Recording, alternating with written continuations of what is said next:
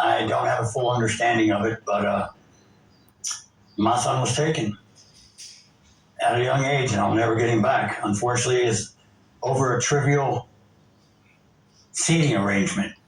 And I received a phone call from one of the coaches that said my son had been stabbed, and I jumped in my vehicle and drove to the stadium and ran up there. And when I saw him on the gurney, he wasn't breathing. I knew he was gone. They were trying to revive him, and they took him to the ambulance and took him to the hospital. In the meantime, I had to gather my other son, Hunter, and take us to the hospital where we await the word from the doctor. And my worst fears were confirmed. They weren't able to save him. Now, it was reported that there was some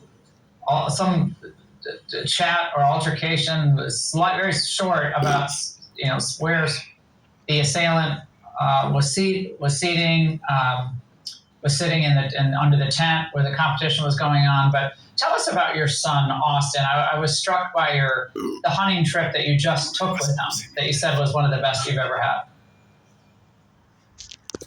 Yeah, it was. It's too long to tell on this, but me and his brother, also with my cousin, it was our last weekend on this particular lease. The landowner chose not to renew our contract, so this was the last week we were there. And Austin said, "Hey, Dad, I've never shot a hog. I really would like to shoot a hog this weekend." And my other son, Hunter, I've never shot a turkey. I'd like to shoot a turkey. So while we were out hunting turkey, we saw some hogs in the field. Unfortunately, we didn't have a rifle, so Austin had to hoof it all the way back to the cabin, grab the rifle, and hoof it all the way back to where we were. And then we stalked, and they were still 230 yards away. And we stalked real slowly and quietly. It took us a time, but we were able to get within 50 yards. And I told him, "Put your gun on the fence post, take the shot." And as soon as he did, it dropped. And it was really funny because me and his brother were telling him, reload, because there were 6 more that were still running around. Mm-hmm. And he was so excited. He missed the other ones, but it was fine.